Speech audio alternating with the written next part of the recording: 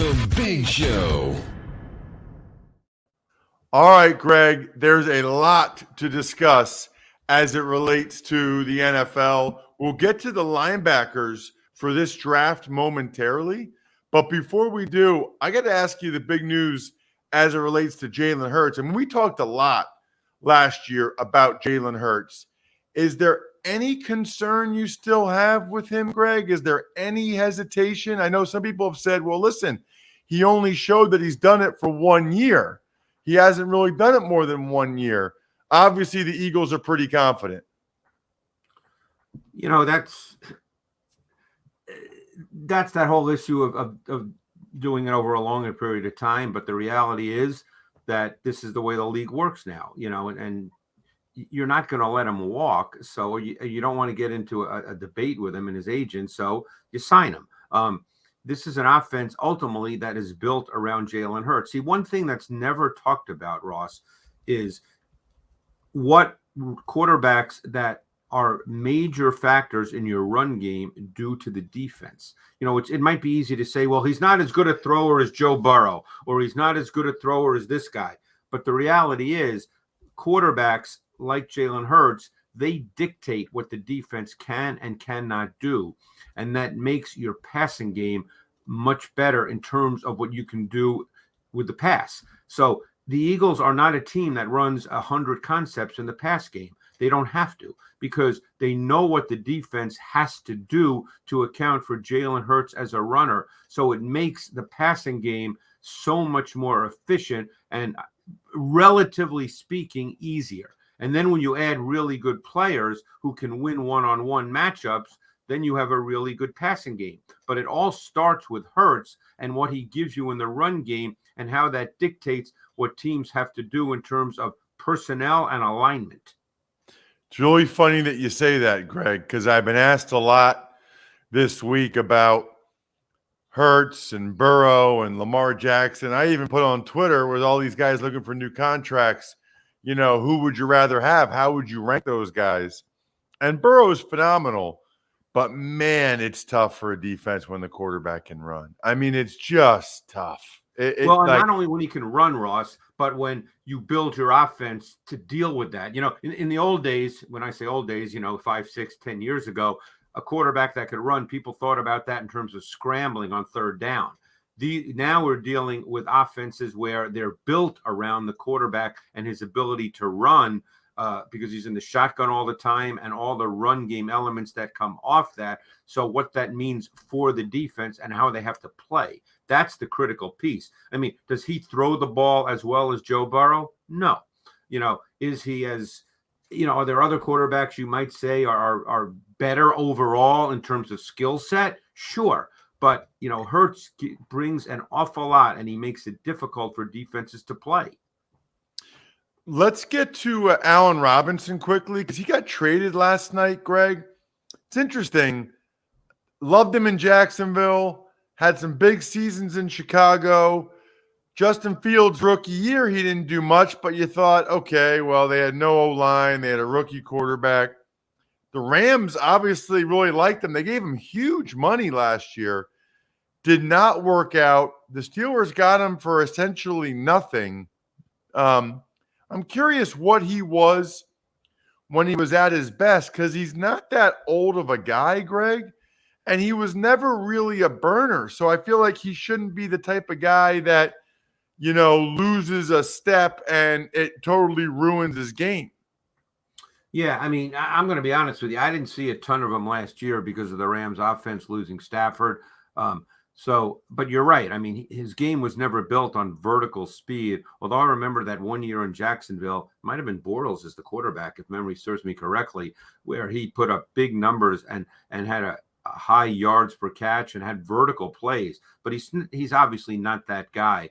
You know, I think that you're hoping, Pittsburgh is for sure, you're hoping that in the context of their offense now, that he can line up both inside and outside, give you that flexibility, probably be more of a short to intermediate receiver, and be consistent. You know, they don't need him to be 80 for 1,200.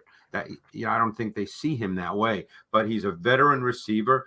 In some ways, think of what Juju Smith-Schuster did for the Chiefs. Probably that kind of player within the context of your offense. Well, and okay, first of all, he's 29 years old. Second of all, Greg, he's going to be what, their fourth option, maybe fifth? I mean, they're going to have Pickens. They're going to have Deontay Johnson. They got Freiermuth. They like throwing the ball to Najee Harris.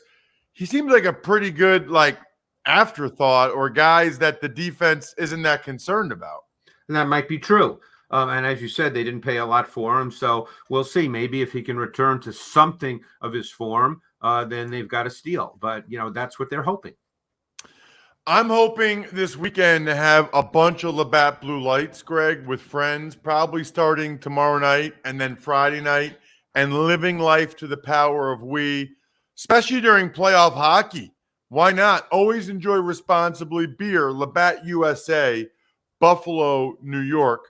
Greg, let's get to the linebackers. And I know we have a similar conversation every year, but let's just talk about the Eagles and the Bears, okay? The Bears in free agency, the first day, pay pretty good money for TJ Edwards. Then they pay really big money for Tremaine Edmonds. The Eagles sign a linebacker for the minimum. The Eagles let both their linebackers go. The Buffalo Bills let Tremaine Edmonds go. What do you think about the Bears versus the Eagles linebacker philosophy? Is one of them right? Is one of them wrong? Or is it more about their specific defense? I think it's probably more along the lines of your second point. I think that there's different philosophies on what's important, what are important positions within the context of your defense. This year, the Eagles, for instance, played a ton of five-man fronts. Now, I know they've never thought, or Howie Roseman, for the most part, has never thought that stacked backers are that important a position relative to other positions. I would say that that's a general feeling in the league, but it's not 100%. Different teams see it differently. The issue is, if you're going, and obviously the Bears feel that they're really good now at stacked backer, but if you're not good at stacked backer, or you don't have great players and you feel that you don't need them, then it becomes incumbent upon the rest of your defense. What do you have with the rest of your defense? I remember speaking to a really well-regarded defensive coordinator a number of years ago who said that, hey, it's always easy to say a position is not important, but if you don't have good players at that particular position, it limits what you can do defensively. So it all depends on the structure of your defense and how you want to play. The Eagles, for instance, have a really good D-line. They play a lot of five-man fronts. They don't think that a stacked backer in the context of their defense is that important a player. So, and obviously they had a good defense a year ago. We'll see what happens this year. They lost a lot of players. Drew Sanders, Trenton Simpson, Deion Henley, Jack Campbell. These are some of the top-ranked, top-name guys. Was there a guy that you really liked? I always usually like to ask you that one first as it relates to these draft prospects. Yeah, I really like Jack Campbell on tape, and he is your quintessential stack backer. So, again, now it comes down to philosophy, just as we were discussing.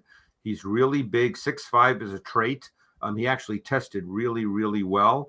He is a stack backer. He's got great size. As I said, that's a trait. He plays a physical game. He can stack and shed. He's really good with what we call key and diagnose, read and react. And he does that with an ideal mix of patience, vision, and decisiveness. There are times he would wait and see how it all played out. There are other times he would attack downhill. He played with his hands really well. He navigated the box really well. He played in underneath zone coverage exceptionally well. The concern with him might be, can he match up to tight ends, man to man? Even though he's big, that would be a question. But he's a really, really good prospect who knows how to play stack backer, and he's really good at it. And it's my understanding he's been working with Luke Kuechly, and that's not a bad guy to work with. It's amazing. that there's a linebacker that's 6'5", 250. I remember a few years ago at the draft, I guess it's 5 years ago now, seeing Leighton Vander Esch and Tremaine Edmonds. And Greg, I couldn't believe it. They were taller Yeah. than me. I mean, they were taller. They were big dudes. They looked like tight ends. They looked like D ends.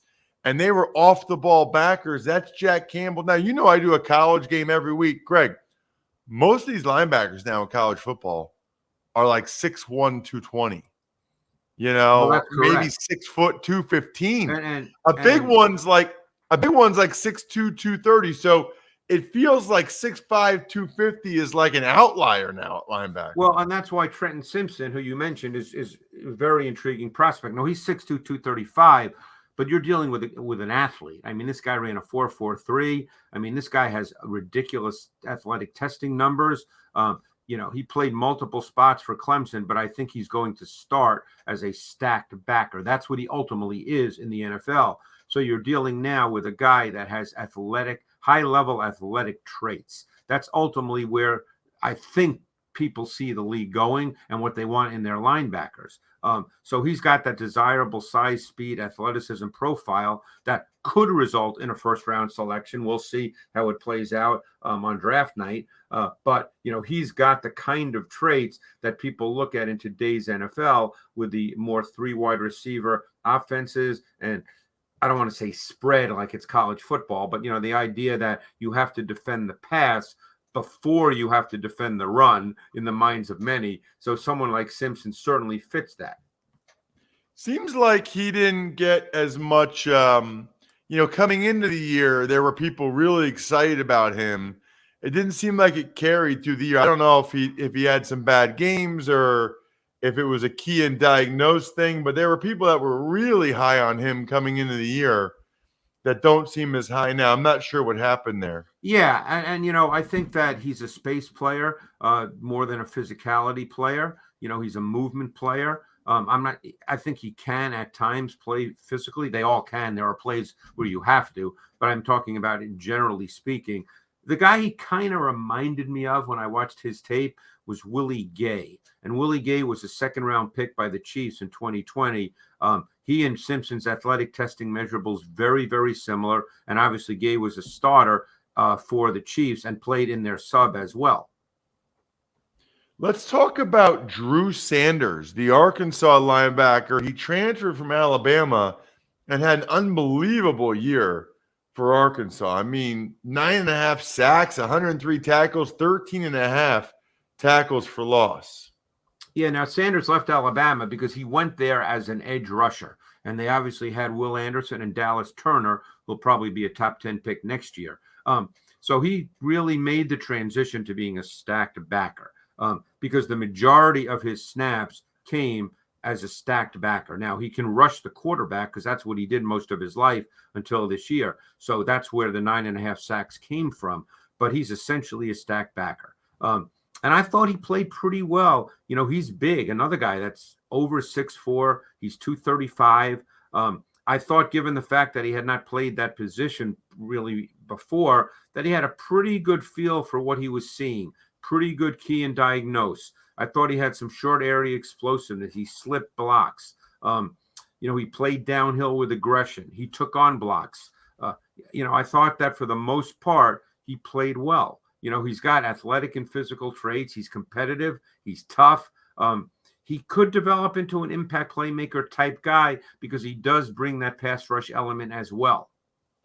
The last guy I wanted to ask you about, Greg, at linebackers, Deion Henley, because from Washington State, this is a big favorite of Emory Hunt's on the College Draft Podcast, which we record every Monday. He's been talking about Deion Henley all year. He loves Deion Henley.